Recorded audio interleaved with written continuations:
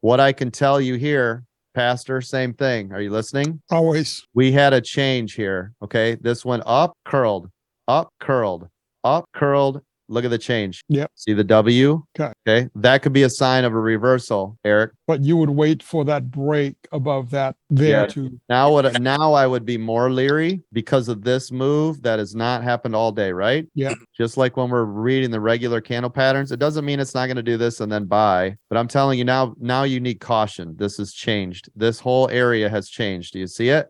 Yep. Also known as a double bottom, correct? That's right. So now I would be watching this level. This pattern has changed. Notice this is completely different than it's been all day, right? See how it's starting to go real flat, right? It's not straight down, comes up, straight down, comes up. Now it went down, up, sideways. See it? Yep. So the overall trend, something has changed. I'm just making you aware of we don't have this nice pattern anymore.